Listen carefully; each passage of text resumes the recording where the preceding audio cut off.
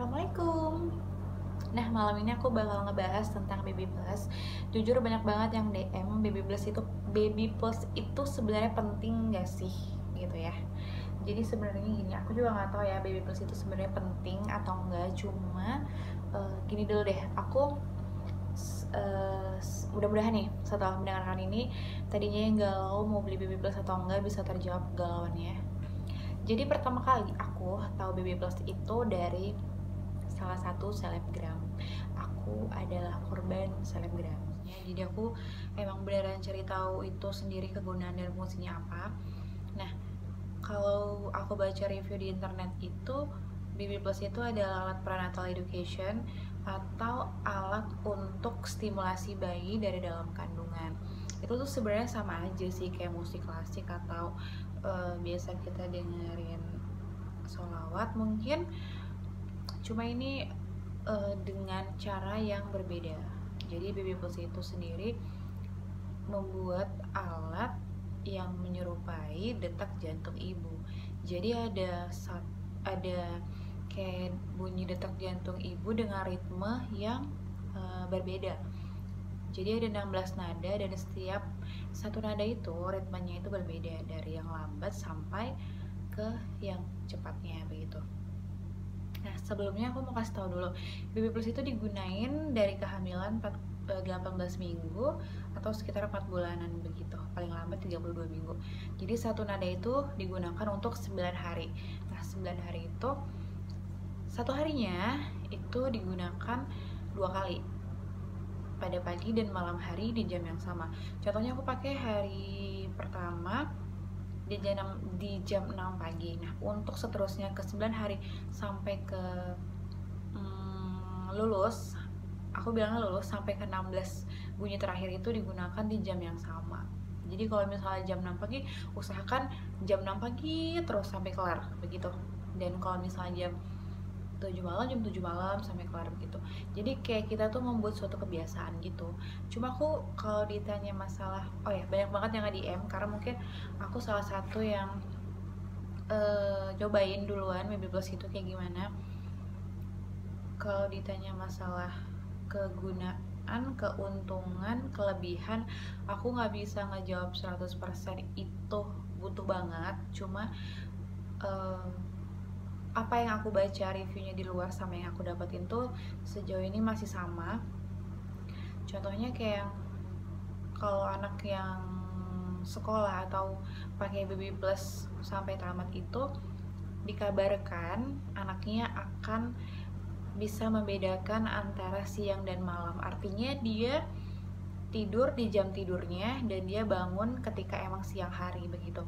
Nah, aku ngerasain itu sendiri. Aku nggak tahu itu efek dari Baby Plus apa enggak. Yang jelas aku ngerasain emang Nacha itu nggak pernah begadang. Jadi kalau misalnya pagi sampai siang dia bangun, begitu malam dia tidur, dia menyusu dengan terus dia bangun tidur, nyusu bangun tidur begitu. Nggak pernah kayak jam tidurnya kebalik, paginya dia tidur, malamnya dia bangun tuh nggak pernah. 1-2 kali pernah, cuma sejauh ini sih aman, nggak pernah aku begadang sampai kayak gimana gitu, nggak pernah.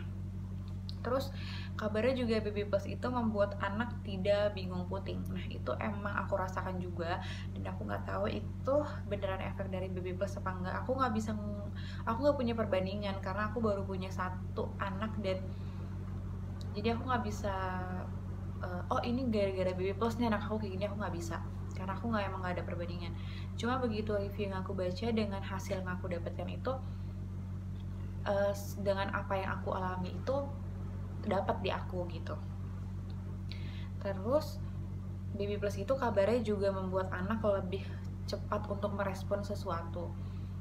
Dan aku nggak bilang Nacha juga efek dari Baby Plus kalau dia cepat merespon sesuatu.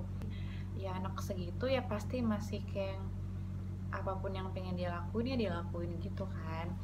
Aku nggak begitu ngerti sih ini efek dari Baby Plus apa enggak. Terus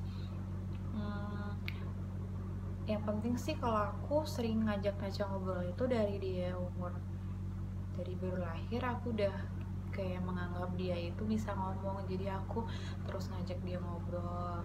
dengan bahasa yang baik. Aku bukan kayak sosokan aja pakai bahasa Indonesia gitu, enggak, karena bahasa Indonesia itu bahasa bahasa yang benar. Kalau bahasa Jambi, bahasa daerah itu dia akan bisa dengan sendirinya menurut aku. Jadi usahakan untuk menggunakan bahasa yang baik sama anak kecil, karena anak kecil itu lebih cepat nangkepnya, karena dia kita ajarin itu dari awal begitu. Terus apa lagi ya, Baby Plus itu worth it nggak sih?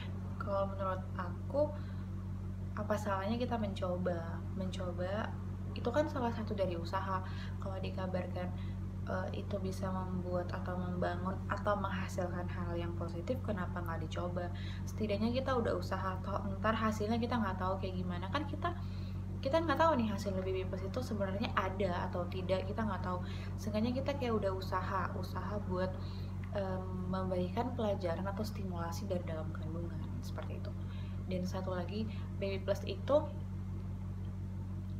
tidak ada pre-love-nya menurut aku, karena itu sesuatu yang langka dan sekarang itu susah banget didapetin, karena kita kayak harus nunggu kapan ready, terus kita baru bisa beli, dan itu emang harus cepet banget begitu.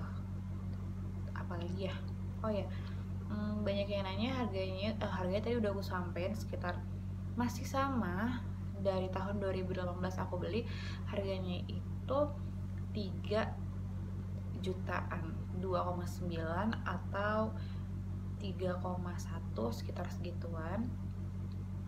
Jadi yang tadinya galau, menurut aku gak ada salahnya kita mencoba.